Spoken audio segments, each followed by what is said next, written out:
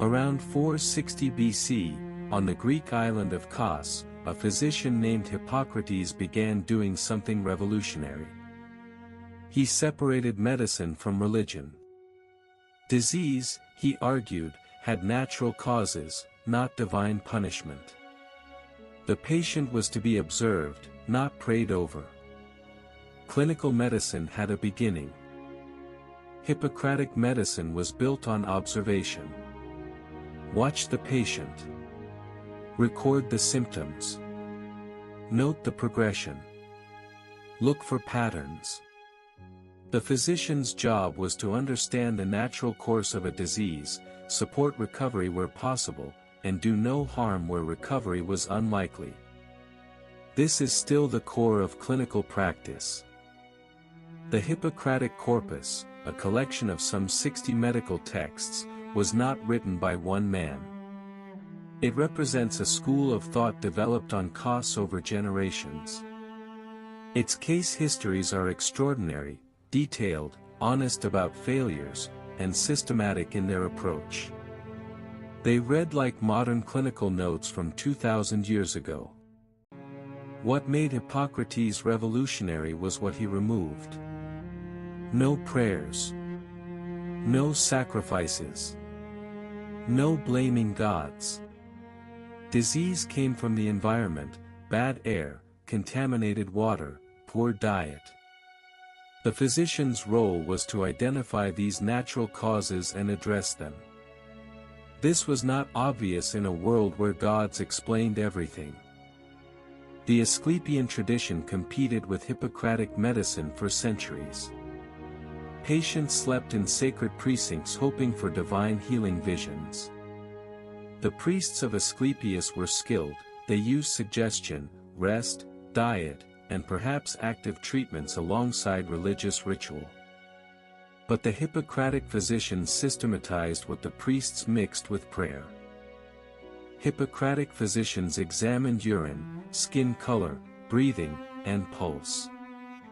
They created the first systematic diagnostic approach, gathering signs and symptoms to build a picture of the disease. The word diagnosis itself is Greek, knowledge through examination. Hippocrates did not invent the concept. He made it the foundation of medicine. The Hippocratic explanation of disease was the four humors: blood, phlegm, yellow bile, and black bile. Health was balance. Disease was imbalance.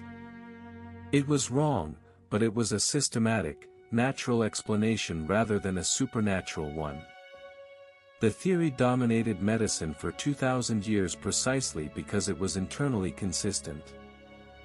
Hippocratic physicians were trained to give prognosis, to predict how a disease would progress. This was not fortune-telling.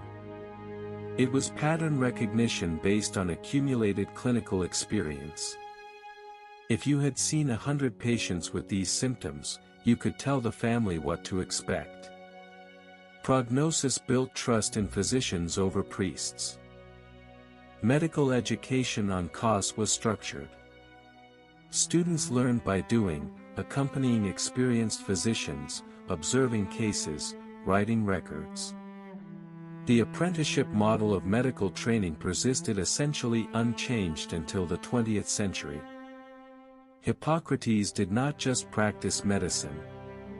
He created the template for how medicine was transmitted. The Hippocratic case histories are honest in a way that was rare in ancient writing. They record failures. A patient dies, the physician notes what went wrong and why. This willingness to document failure and learn from it is the foundation of scientific medicine. Hippocrates taught physicians to be honest about what they did not know. The Hippocratic Oath established medical ethics as a formal commitment. The physician pledges to benefit patients, do no harm, maintain confidentiality, and not abuse the physician-patient relationship. The original oath forbade surgery, that was for surgeons, a different guild. But its ethical principles survived intact into the modern era. Every physician graduating today takes some version of the Hippocratic Oath. The specific words have changed. The principles have not. First, do no harm.